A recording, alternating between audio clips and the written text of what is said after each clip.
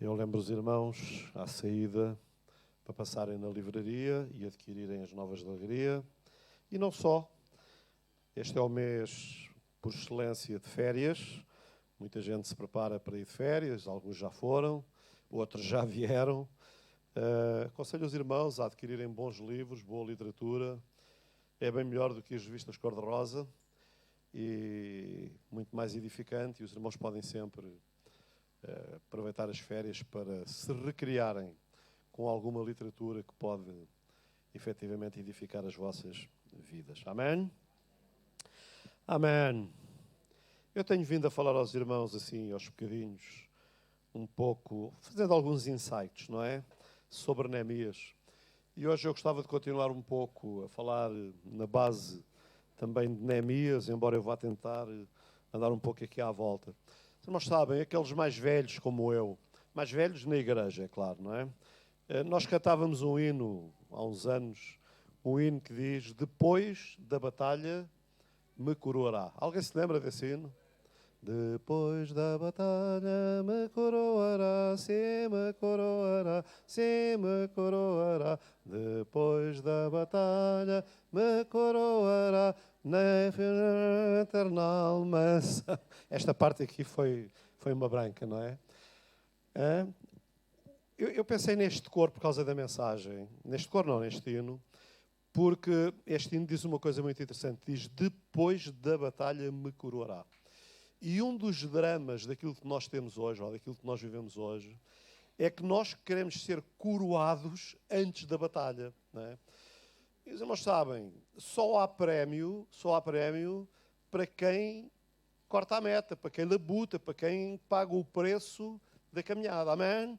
Irmãos, se houvesse prémios para aqueles que não fazem a prova, mas tivessem... Eu estava sempre lá na fila da frente para receber o prémio, não é?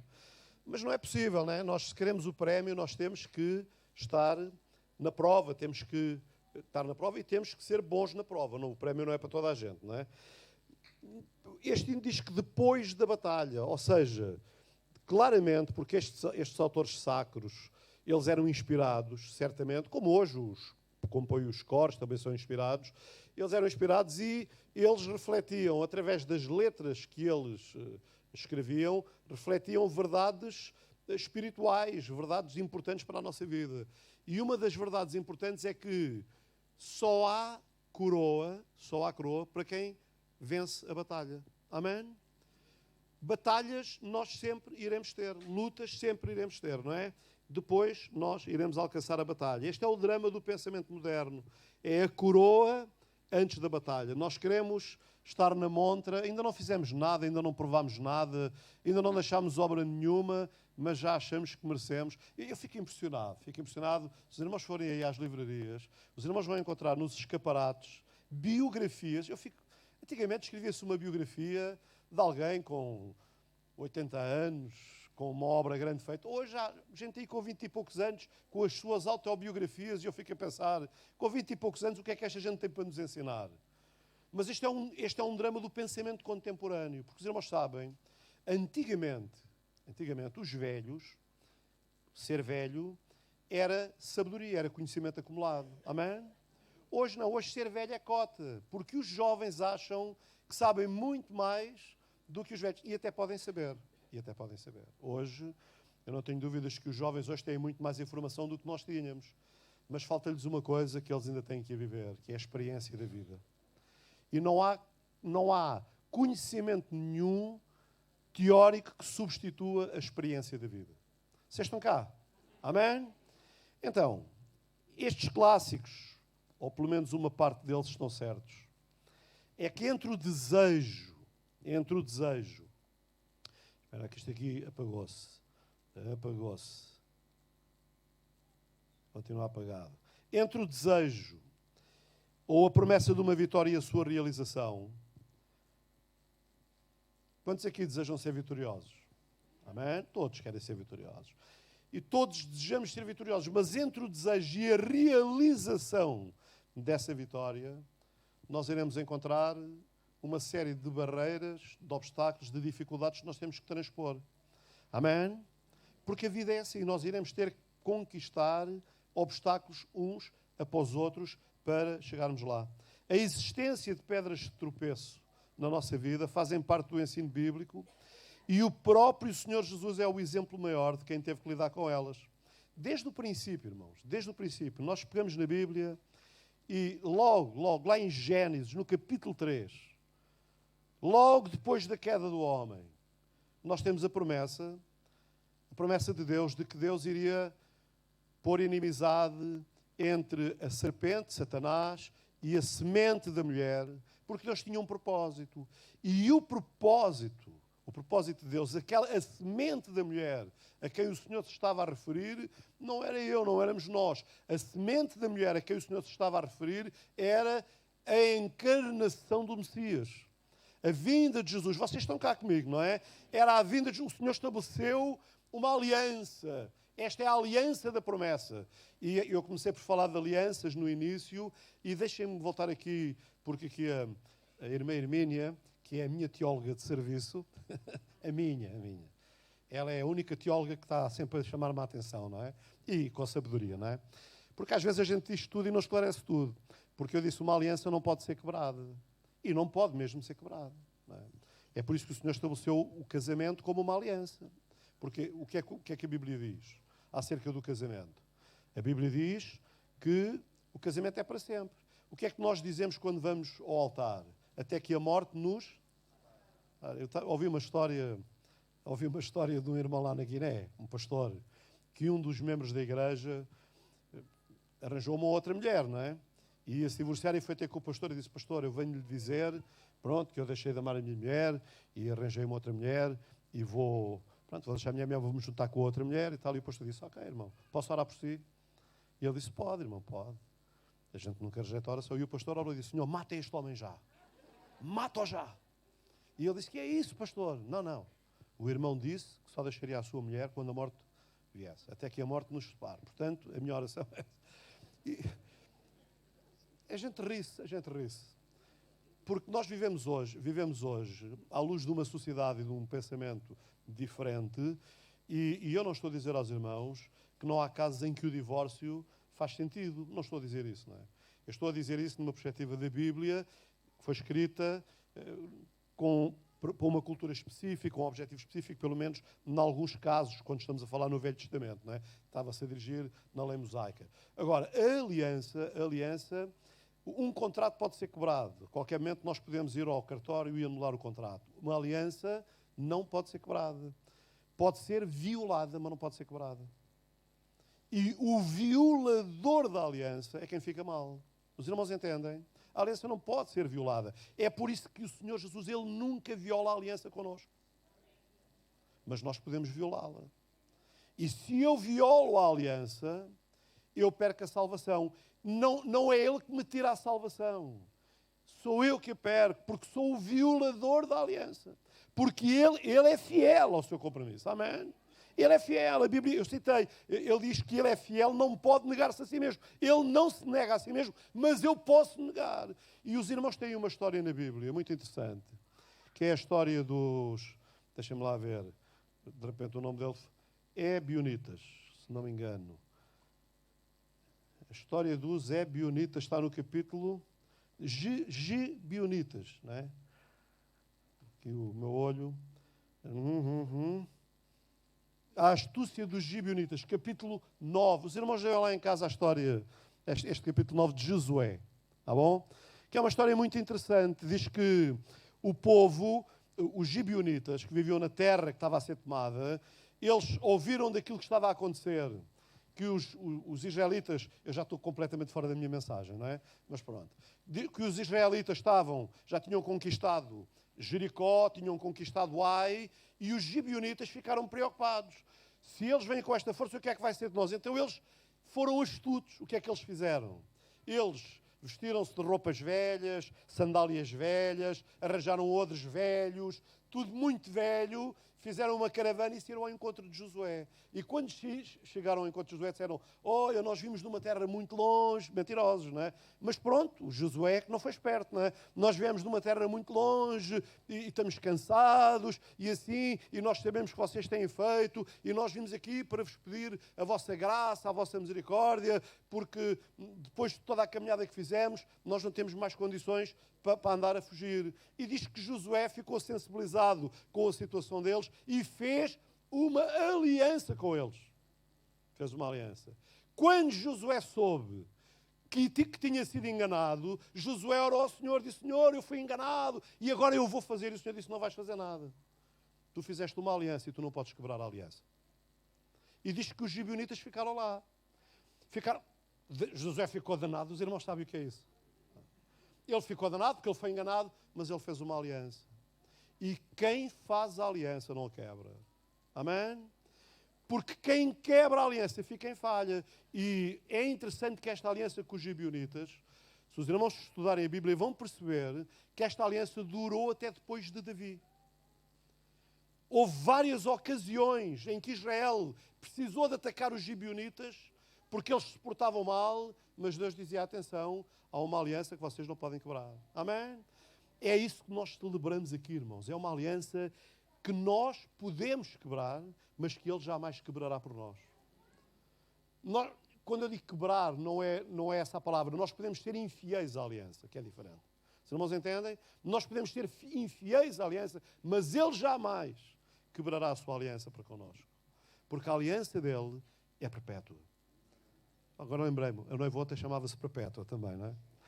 É eterna, não é? Sua aliança é eterna. Mas não é esquecendo, a gente nunca esquece a aliança, mas passando da aliança aqui para onde eu estava, não é? Os irmãos sabem, para nós alcançarmos a nossa coroa, nós temos que ultrapassar as batalhas, as dificuldades, os obstáculos que se levantam diante da nossa vida. E como eu estava a dizer, desde que Deus estabeleceu a aliança lá em Gênesis, no capítulo 3, versículo 15, cujo objetivo era o Messias vir, o Senhor Jesus, porque eu disse que se alguém é exemplo de lutas e dificuldades é o Senhor Jesus, desde logo dessa altura, o diabo começou uma conspiração cósmica para frustrar o plano e o propósito de Deus. E é interessante, os irmãos vejam, e só para os irmãos entenderem, quando a gente lê no Velho Testamento, e eu na quarta-feira toquei um pouco nisso, quando nós lemos no Velho Testamento acerca de muitas das matanças que nós encontramos, e que para nós são de tão difícil compreensão, há uma razão de ser, porque aqueles povos tinham como propósito destruir a nação de Israel. E o propósito de destruir a nação de Israel não era outro que não impedir a possibilidade do Messias. Amém? O Messias tinha que vir da nação de Israel. Era o povo da aliança com Deus. E eles queriam destruir. Eu falei até de Amaleque, do ataque dos amalequitas. Em todo o Velho Testamento, todas as batalhas que nós encontramos contra a nação de Israel, elas são de inspiração satânica, diabólica, que têm como objetivo impedir Deus de realizar a sua aliança, a aliança que ele tinha estabelecido de que o Messias viria. Mas o Messias acabou por vir. Mas desde o momento em que ele veio, a sua vida foi de atropelos. Olha, Mateus capítulo 2. O que é que nós temos no Mateus capítulo 2? Quando Herodes soube que havia nascido aquele que seria rei de Israel, o que é que ele mandou fazer? Digam lá. Matar todas as crianças com menos de 2 anos. Qual era o propósito? O propósito era matar o Messias. Mas Deus deu a volta à situação. Nós continuamos, chegamos a Mateus capítulo 4 e o que é que nós encontramos? Encontramos o Senhor Jesus no deserto, sendo tentado, e uma das tentações que o diabo traz a Jesus é pôr em dúvida a verdade de Deus sobre a vida de Jesus. Se tu és o Filho de Deus, não é? Este foi o ataque satânico. Se tu és o Filho de Deus, manda que estas pedras se transformem em pães. E isto é um ataque horrível, irmãos. Jesus tinha jejuado 40 dias. Fome não devia de faltar. Nós temos a ideia de pôr Jesus como um super-homem, e Jesus não era um super-homem. Jesus era um homem que veio cumprir o propósito e a vontade de Deus em tudo. Amém? Ele não é super-homem, ele é um homem normal. À nossa semelhança, ele jejuou, ele teve fome. E quando nós temos fome, o que nós mais desejamos é comida. Amém? E o ataque satânico é: se tu és o Filho de Deus, manda. E ele põe aqui várias coisas em questão. Primeiro, levou Jesus, o objetivo era pôr Jesus a duvidar de que ele fosse Filho de Deus. Depois era: se tu queres ter um comprovativo de que, de facto, Deus está contigo, manda que as pedras se transformem em pães. Terceiro, era levar Jesus a obedecer-lhe a ele. Mas Jesus venceu o ataque satânico. Jesus venceu o ataque satânico dizendo: afasta-te de mim, Satanás, porque está escrito, nem só de pão viverá o homem. E é verdade, irmãos, é verdade que o pão é fundamental para a nossa vida aqui. Mas o pão da vida é fundamental para toda a dimensão da eternidade. E eu dava um exemplo aqui, na quarta-feira também, sobre o que é a vida aqui e o que é a eternidade. Alguém se lembra? Quem é que cá esteve na quarta-feira? O João teve, e o João lembra-se, e a Sandra. João, dá lá o exemplo.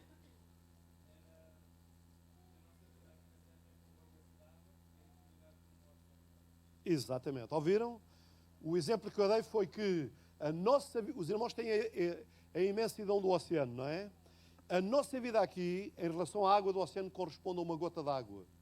Tudo o resto é eternidade. Então, nós preocupamos tanto com a gota d'água e descuidamos tanto toda a outra dimensão. Porque nós temos a tendência para valorizar apenas o aqui e agora, o imediato. Mas a eternidade é muito, muito mais importante do que o aqui e agora. O Senhor Jesus venceu. Venceu a prova do diabo. Olha, outra prova que Jesus venceu foi a prova dos fariseus. A Bíblia diz que os fariseus procuravam oportunidade para o matar. Os fariseus tentavam pôr o povo contra ele, fizeram tudo e mais alguma coisa para fracassar o tempo de Jesus. A Bíblia diz mesmo que eles procuravam ocasião para o matar. Mas o Senhor Jesus venceu todas as provas que os fariseus lhe trouxeram.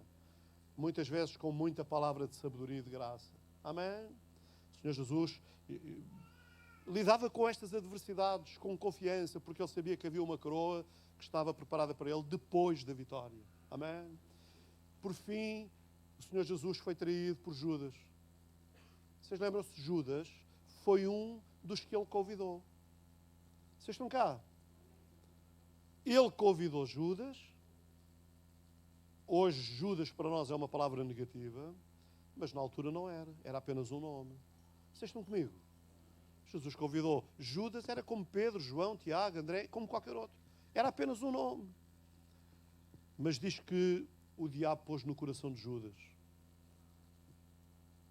trair Jesus. E ele tentou. Diz: entrou, porém, Satanás em Judas, que tinha por sobrenome Iscariotes, o qual era do número dos 12. Eu gosto desta expressão. Porque a gente tem tendência a dizer: Judas era contado com os 12. Vocês estão cá? Ele fazia parte daquele grupo todo especial. Mas ele deixou que o diabo entrasse no seu coração. Isto é um alerta para nós, irmãos. Porque todos nós aqui fazemos parte do grupo especial. Vocês estão cá? Amém? Porquê? Porque todos nós fomos salvos. Amém? Todos nós fomos comprados por um precioso preço que foi o sangue de Jesus.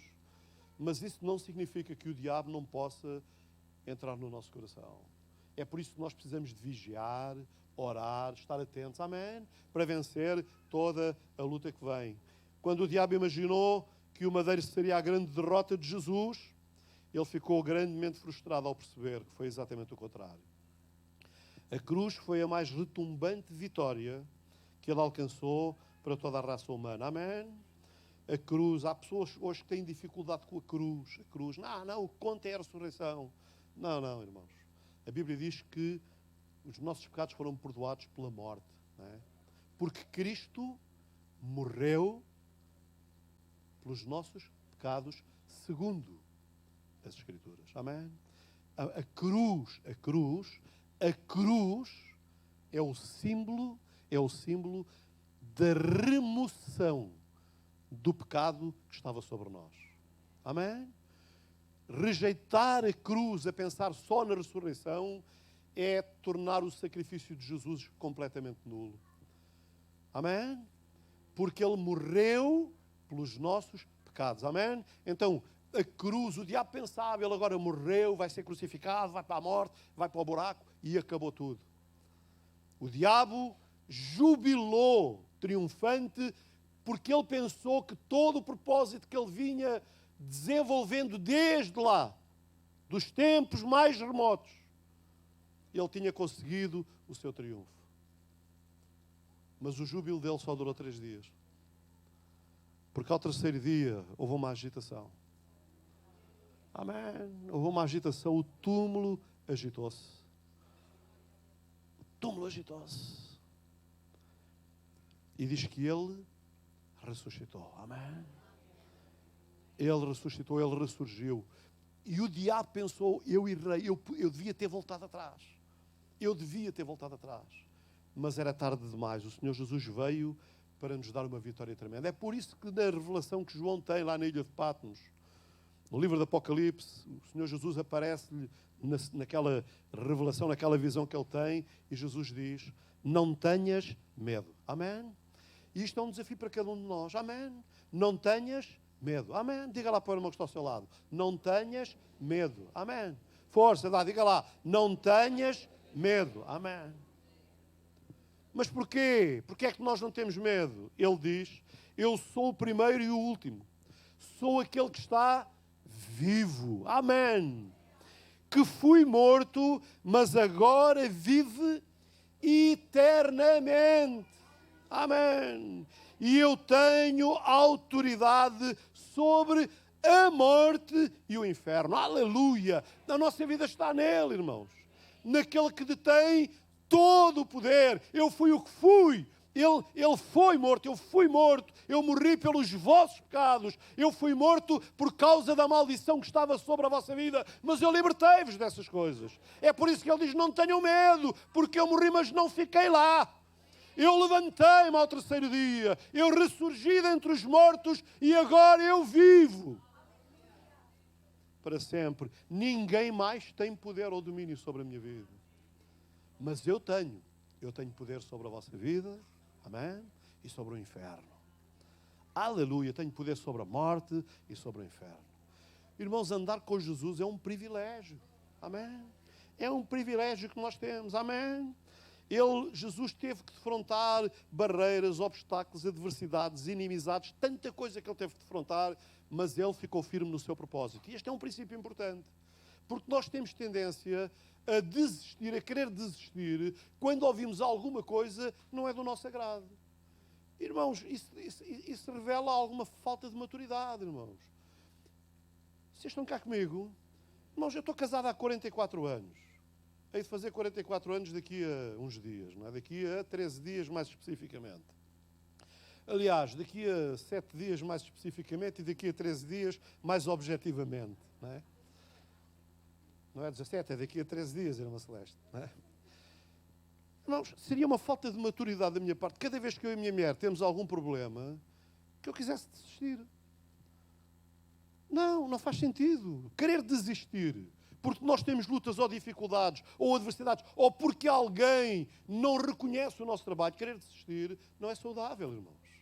Porque maturidade é nós permanecermos. Imaginem se o Senhor Jesus tinha desistido. O que seria de nós, irmãos? Vocês estão cá? Porquê é que ele não pôde desistir e nós achamos que podemos desistir? Aqui na igreja, irmãos, a quem é que os irmãos servem? Os irmãos servem-me a mim? Os irmãos servem a mim, os irmãos estão mal, não é? Porque eu vou-me esquecer de alguns de vocês. É normal, irmãos. Uma igreja tem quase 400 pessoas, a gente não pode ter toda a gente na cabeça, isso não existe. O Senhor Jesus não desistiu. E nós não podemos desistir, porque é Ele que nós servimos. Amém?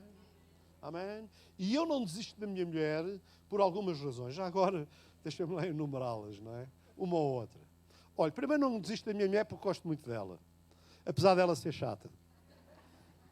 Às vezes, não é? Mas João, não é assim as mulheres?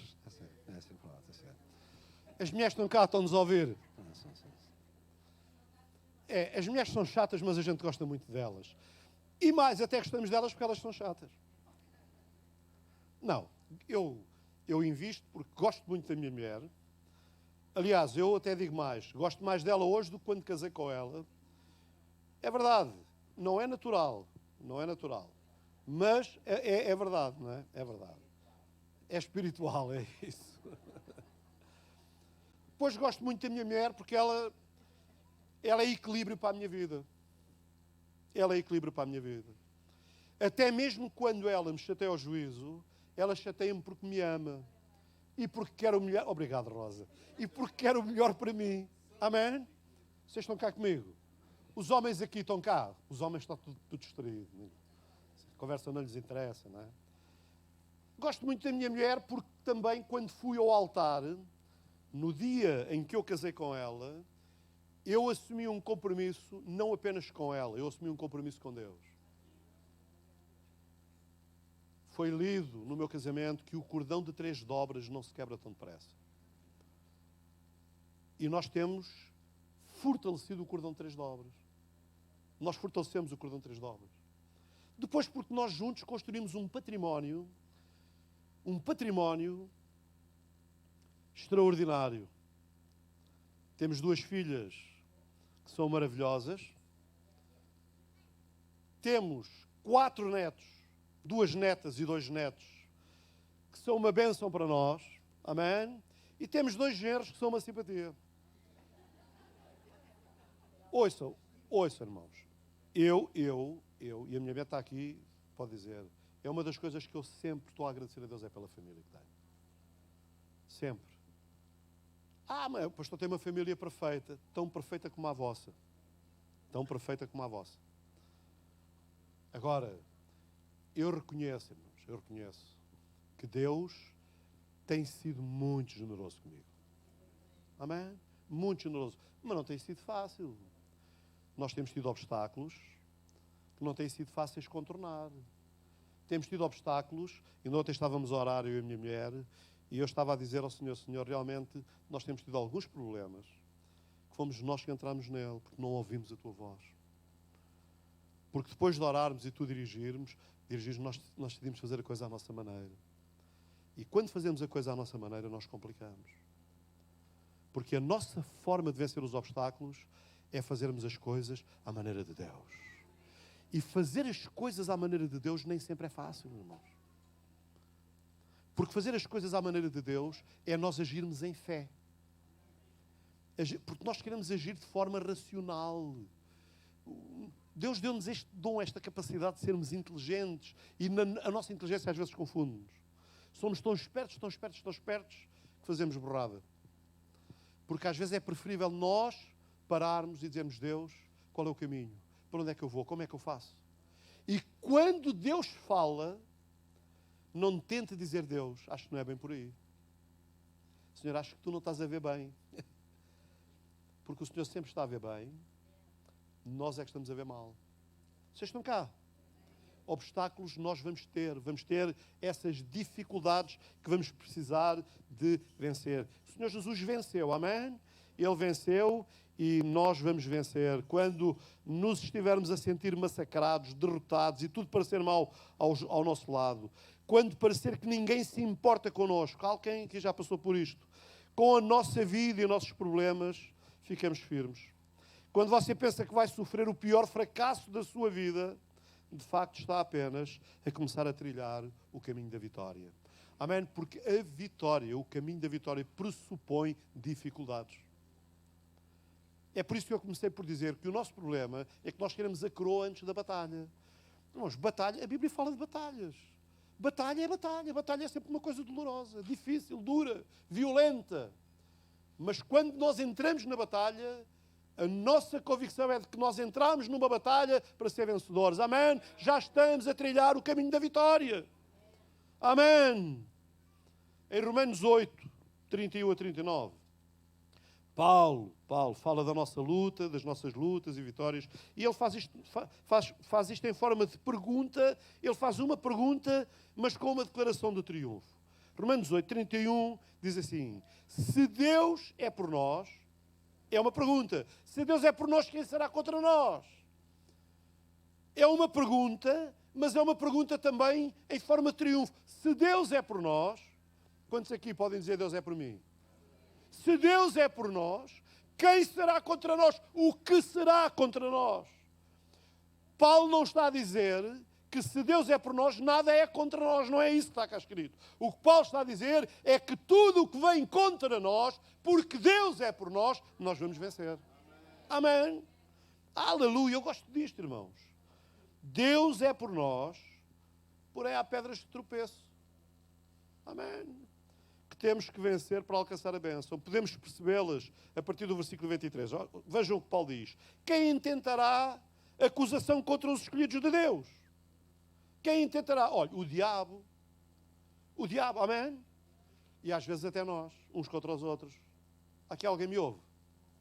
Quando nós sempre estamos a ver mais os defeitos dos outros do que as virtudes, e às vezes preferimos coisas da nossa boca que são profundas maldições que estamos a lançar sobre os outros, isso é profundamente diabólico, irmãos. Porque Deus não nos chamou para nós falarmos mal dos outros. Deus falou-nos para nós abençoarmos os outros. A Bíblia diz para nós abençoarmos os nossos inimigos. Deixe-me lá perguntar, o irmão tem algum inimigo dentro da igreja? Então se a Bíblia diz para nós abençoarmos os inimigos, que direito eu tenho de falar mal de alguém dentro da igreja? Isso é diabólico, irmãos. É o diabo, é o mesmo espírito que estava em Pedro quando disse de maneira nenhuma te sucederá isso.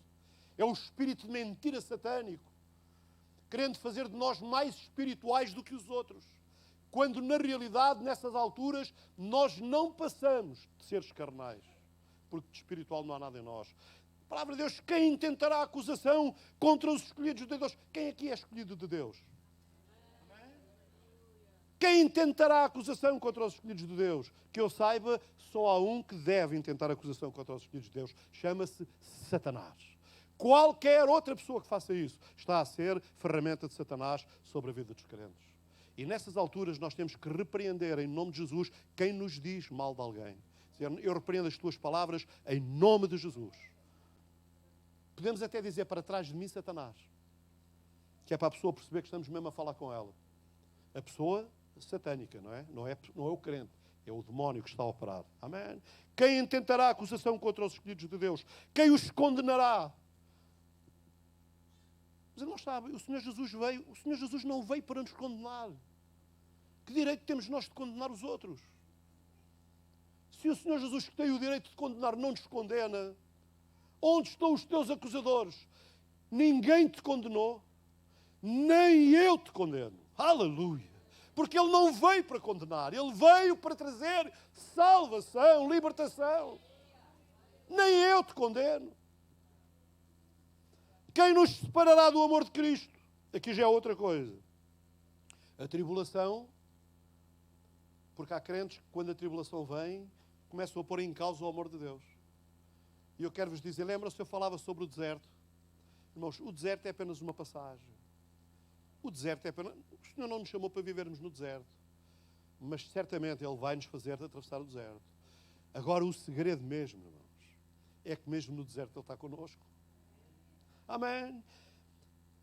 Quem nos separará do amor de Cristo? A tribulação, a angústia, a perseguição, a fome, nudez, perigo ou espada, toda a sorte de adversidades, de coisas negativas que vêm à nossa vida. A Bíblia é clara, nós é que achamos que não.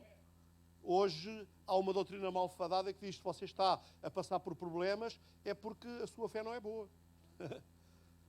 E eu digo assim, aleluia. É a minha e de todos os personagens da Bíblia. Só quem fala assim é que está bem. Mas é bom dizer, está bem mal. Está bem mal. Porque a Bíblia é clara sobre a vida aqui, irmãos. Tribulação. Aqui alguém percebe o que é tribulação? Tribulação. Angústia. Aqui alguém já esteve angustiado?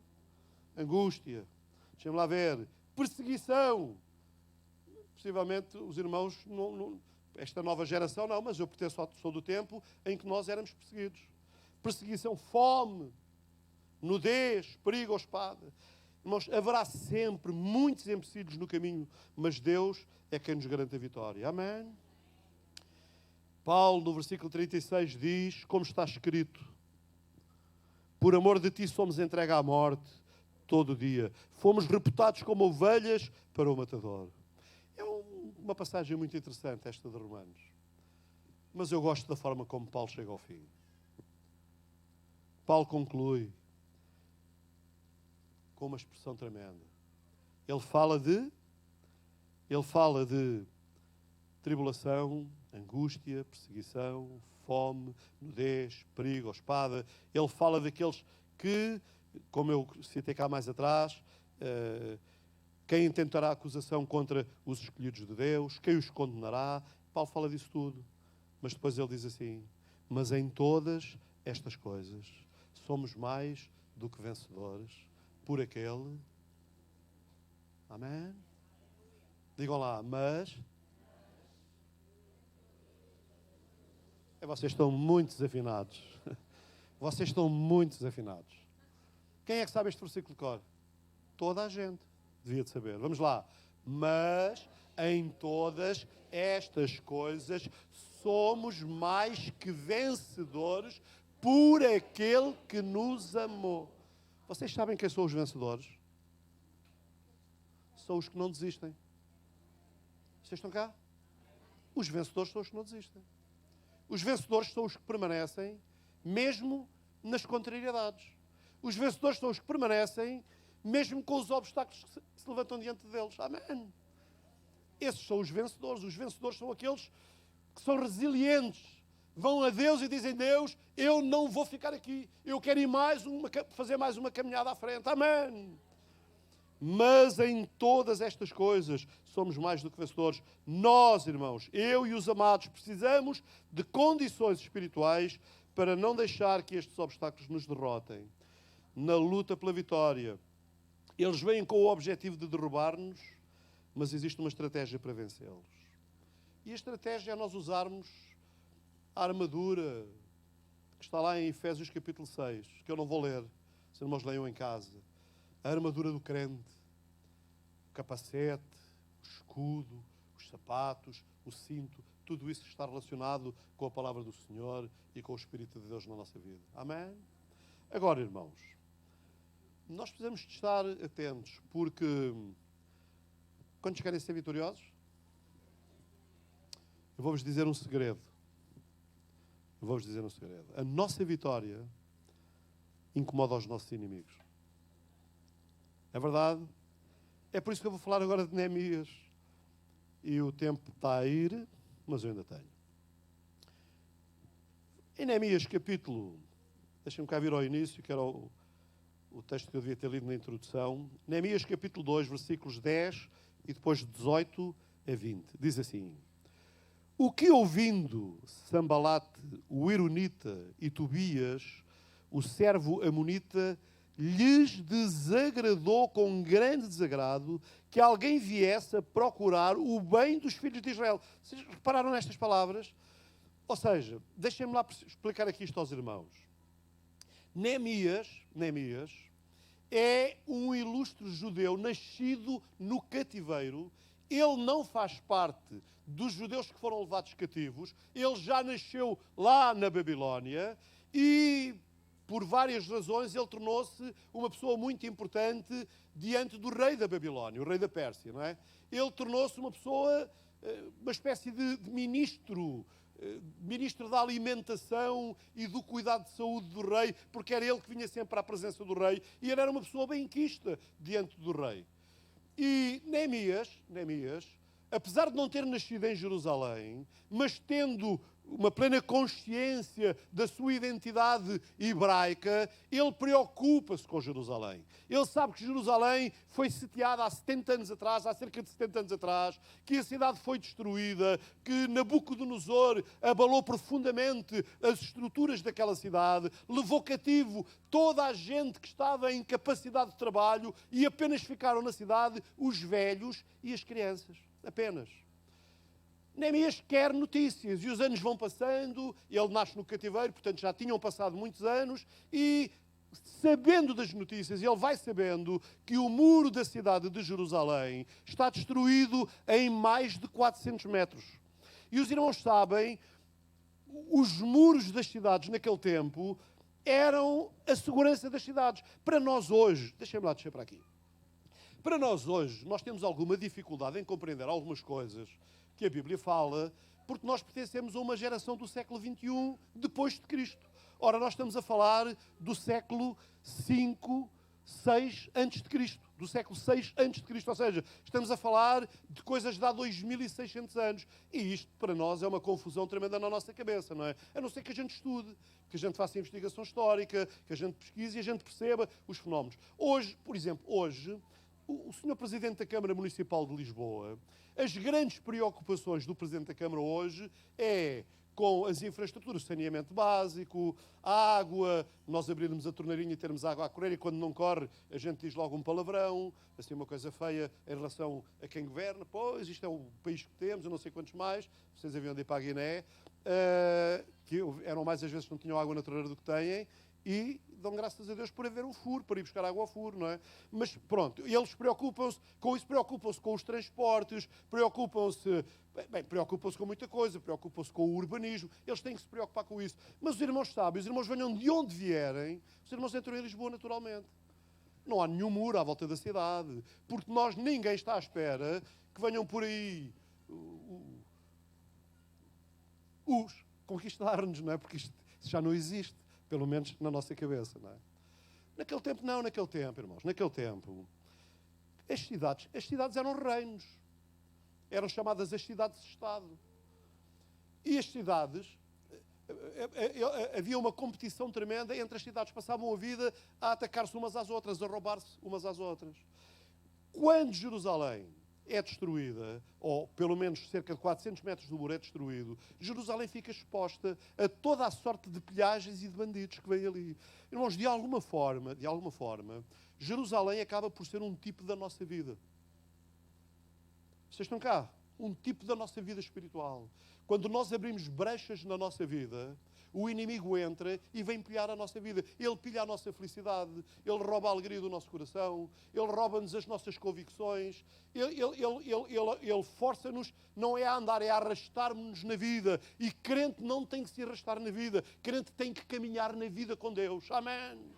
Porque a cidade acaba por simbolizar isso. O que acontece é que Neemias, ouvindo que a cidade era pilhada, que a cidade estava exposta, o coração de Neemias move-se e ele deseja ir a Jerusalém e deseja restaurar os muros. E ele começa a orar pelo assunto. Ele tem as notícias, ele ora. Os irmãos leem o livro de Neemias. Ele busca a Deus até que se abre uma porta de oportunidade. Um dia ele vem à presença do rei e vem com um semblante pesado, coisa que não era normal em Neemias, porque ele sempre vinha com um ar feliz, porque certamente Neemias era uma pessoa feliz. E ele vinha com um ar feliz e o rei confiava nele. E o rei, vendo o ar triste de Neemias, pergunta-lhe: Neemias, o que é que tu tens? O que é que se passa contigo? E quando a Bíblia diz ali que Neemias orou ao Senhor, ele apenas fez a oração do momento, porque ele já vinha a orar há algum tempo. Vocês estão cá? Ele já vinha a orar há algum tempo.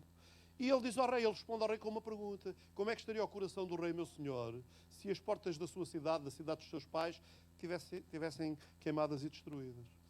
E ele abre o coração com o rei, e o rei diz: Neemias, prepara o que quiseres, junta o que quiseres e vai e restaura Jerusalém. Amém?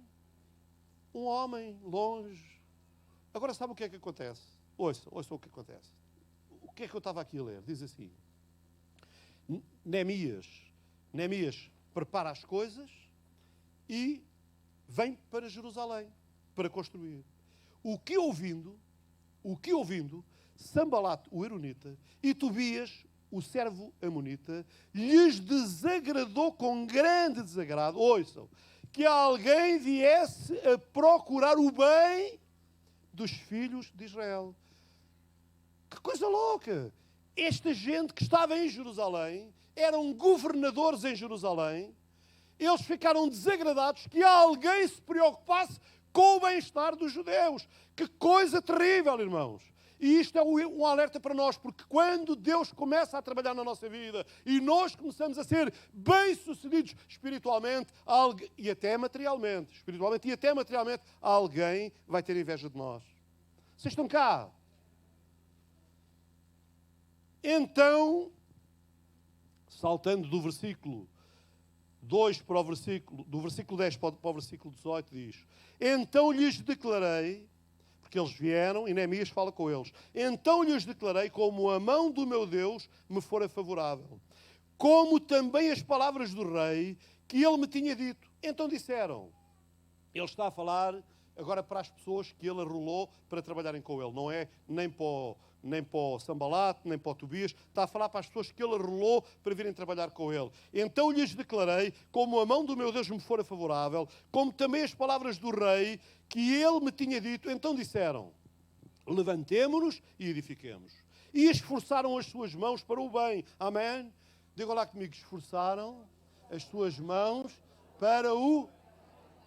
Amém. O que ouvindo Sambalate, o Eronita e Tobias, o servo amonita e Gesem o arábio, zombaram de nós e desprezaram-nos e disseram, que é isto que fazeis? Quereis rebelar-vos contra o rei?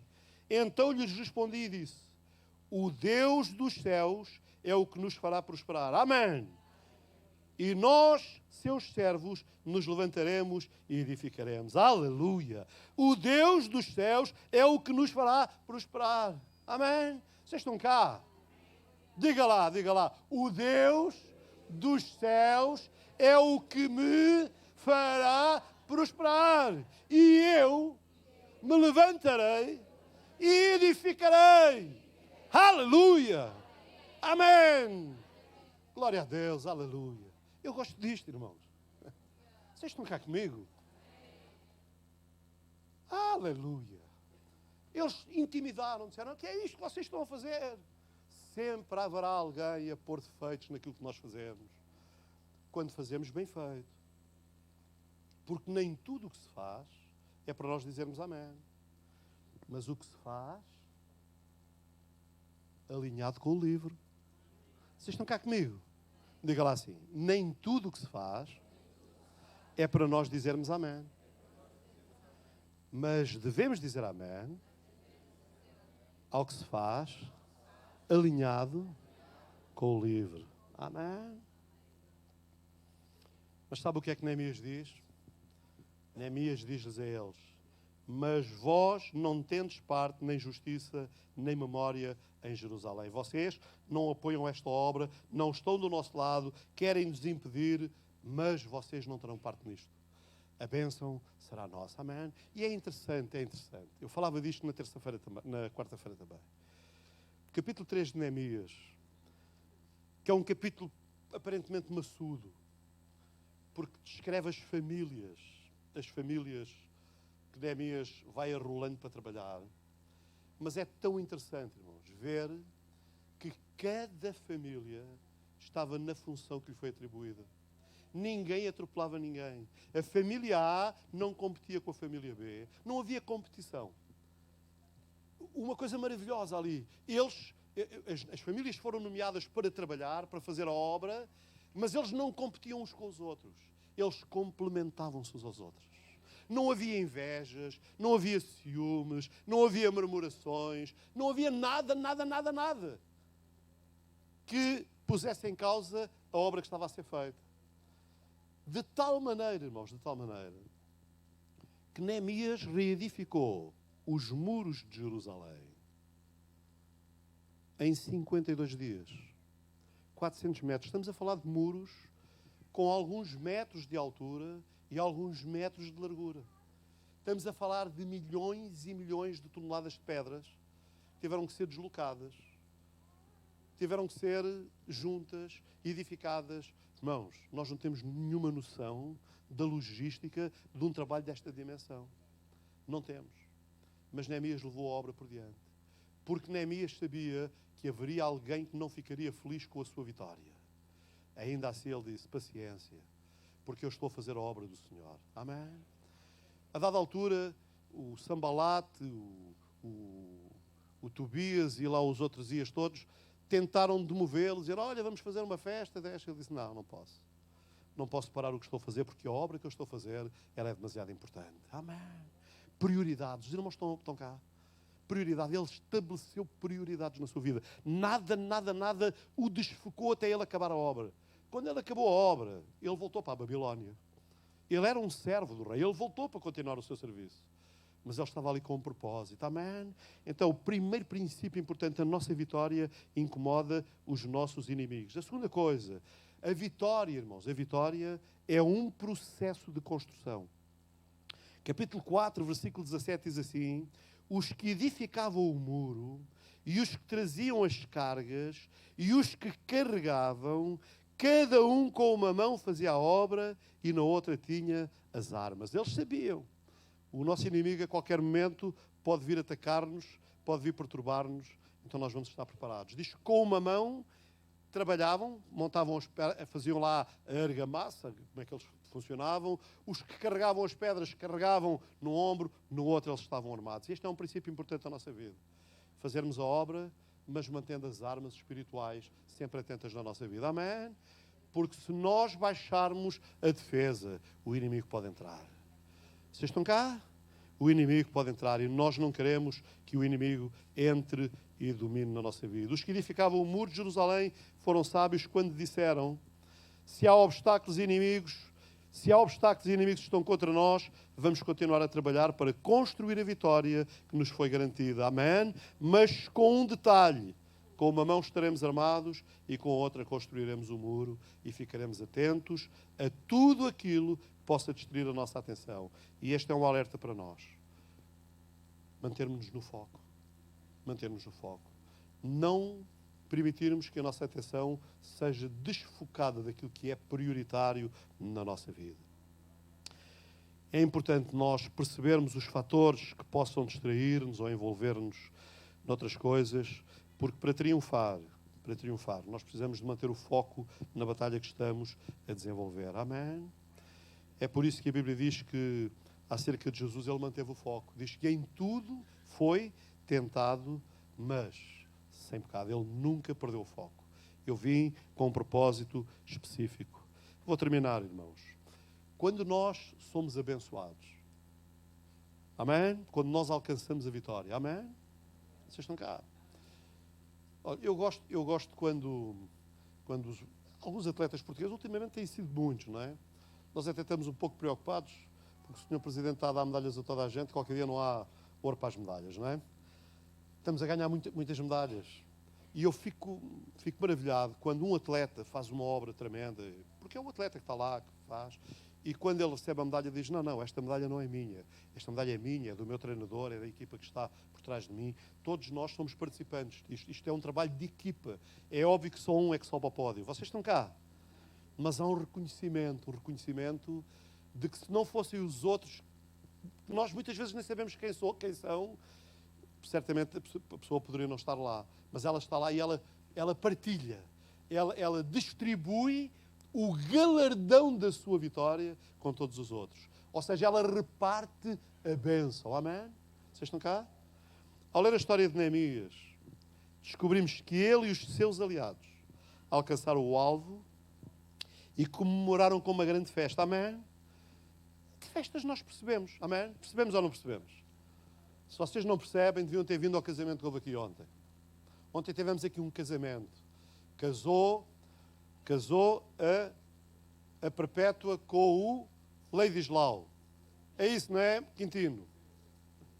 Quem é que está aí? Alguém falou que eu não vi. O Beto. Ladislau, não é? Casou o Ladislau com a Perpétua. Olha, festa, casamento. O casamento começou às 1h30, acabou às 4h30. E acabou porque o pastor Beto começou a dizer: temos que acabar.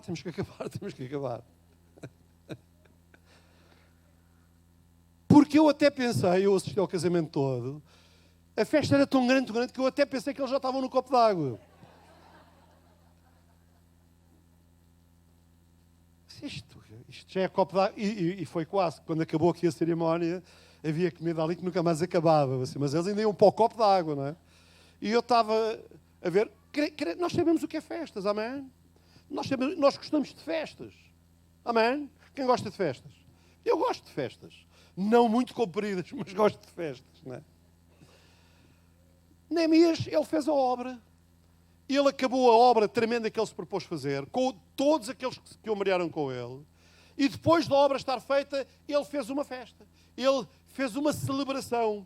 E lá no capítulo 8, versículos 10 a 12, diz assim: disse-lhes mais: ide, comei as gorduras e bebei as doçuras e enviai porções aos que não têm nada preparado para si. Ouçam, eles tinham acabado uma obra tremenda. Neemias faz uma festa, o povo está a chorar, o povo está triste, o povo está triste não, o povo está alegre, mas chora. E Neemias diz: que é isso? Não quero ninguém chorar. Hoje não é dia de lágrimas em Israel. Hoje não é dia de lágrimas. E ele partilha isto: ide, comei as gorduras e bebei as doçuras e enviai porções aos que nada têm preparado para si, porque este dia é consagrado ao nosso Senhor. Portanto, não vos entristeçais, porque a alegria do Senhor é a vossa força. Aleluia! Então todo o povo se foi a comer e a beber e a enviar porções e a fazer grandes festas, porque entenderam as palavras que lhes fizeram saber Neemias. O povo alegrou-se, mas Neemias disse: vocês estão alegres, estão felizes. Amém. Mas lembrem-se, há gente aí que não tem nada, não preparou nada, não teve condições para preparar nada. Jerusalém era uma cidade sitiada. Vocês lembram-se como é que eu comecei? Era uma cidade sitiada, não tinha muros. As pessoas eram espoliadas, expropriadas dos seus bens. E Neemias diz: vocês têm, e ainda bem, mas lembrem-se que há quem não tem. Vão e repartam com eles. Porque hoje é festa para todos nós. Para aqueles que alcançaram a coroa, aqueles que triunfaram, partilhem o vosso triunfo com aqueles que ainda não perceberam que em Deus também podem ser triunfantes. Amém. Vocês estão cá, irmãos. Irmãos, é isso que nós fazemos, irmãos. Nós vamos tomar o pão e o vinho. Não é obra nossa.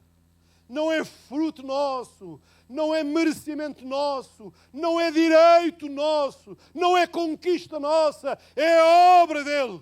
Ele triunfou. E porque ele triunfou, ele reparte. Aleluia. Ele reparte a sua coroa, o seu triunfo connosco nesta manhã. Ele convida-nos para a festa que Ele está a celebrar. Porque eu venci, e porque eu venci, vós comigo também vencereis.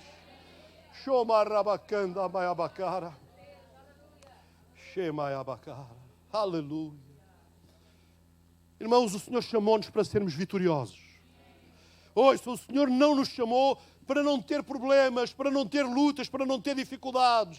Ele chamou-nos sabendo que nós iríamos passar por todas essas coisas. Negar isso é uma mentira do inferno. Nós passaremos por todas essas coisas, mas nós com Ele somos mais do que vencedores, porque Ele venceu e Ele convida-nos. Irmãos, o pão e o vinho não é mais nem menos do que a celebração da sua vitória, para a qual Ele nos convida a celebrarmos com Ele. Aleluia. Aleluia. Vocês estão cá. Quantos aqui são vencedores? Porquê? Porquê é que vocês são vencedores? Porque Ele. Porque Ele. Porque Ele. Porque Ele. Porque Ele. Aleluia. Glória a Deus. Aleluia. Irmão, alegre-se. Alegre-se. Porque a alegria do Senhor. Palavras de Neemias. Ouviu? 52 dias. Deixem-me só terminar com uma coisa que eu disse aqui na quarta-feira. Por causa de alguma coisa que eu preguei aqui há um mês atrás. Há um mês atrás, sensivelmente, eu preguei aqui sobre base. Lembram-se disso? Base. Sabem porque é que Neemias conseguiu construir em 52 dias? Porque os muros foram destruídos, mas os fundamentos estavam lá. Neemias não teve que abrir fundamentos. Ele não teve que criar novos fundamentos. Ele edificou sobre os velhos fundamentos. A cidade de Jerusalém foi destruída 19 vezes, diz a história. E 19 vezes ela foi reconstruída. Mas o fundamento da cidade nunca foi mexido. Porque sempre que reconstruíram sobre o fundamento que lá estava. O nosso fundamento é Jesus Cristo. A base da nossa caminhada é a sua palavra. E, irmãos, nós reconstruímos em pouco tempo, porque o nosso fundamento nunca se abala. O nosso fundamento nunca é colocado em causa. Então, irmão, se a sua vida tem aberto, não sei se abrido está bem dito, não está, tem aberto, mas eu olhei ali para o ponto, para a externa. Se a nossa vida tem aberto algumas brechas, se o muro da nossa vida está permitindo que o inimigo entre e roube, nos estruture de alguma forma, hoje é dia de restauração. Amém. Hoje é dia de restauração. Eu não vou chamar ninguém à frente. Mas nós vamos tomar o pão e o vinho, os símbolos da nova aliança, de uma aliança que não se quebra. Quando tomamos os símbolos, nós estamos a entrar no fundamento, em toda a sua plenitude. E nós só temos que dizer: Deus, perdoa-me. Deus limpa o meu coração. Deus visita a minha alma. Deus restaura-me nesta manhã. Chamabacara. Amém? Quantos querem fazer essa oração? Quantos querem dizer: Senhor, nesta manhã, aleluia, restaura a minha vida. Deus, ajuda-me a tapar as brechas que tenho aberto. Vamos ficar de pé? Shamayabakara. Shandamarabakara. Aleluia, aleluia, aleluia. Vamos levantar as mãos para o céu, irmãos. Irmão, faça oração. Diga ao Senhor: Senhor, nesta manhã, Deus, conhece o meu coração, conhece a minha vida. Tenho trocado prioridades, tenho aberto algumas brechas. Deus, restaura-me nesta manhã. Tu venceste e eu venço contigo. Aleluia, aleluia, aleluia. Shoma rabakanda mayabakara.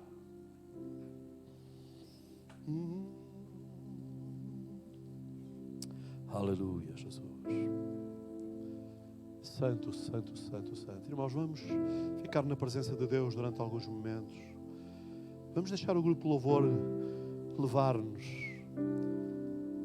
Aleluia. Irmão, abra o seu coração. Adora a Deus.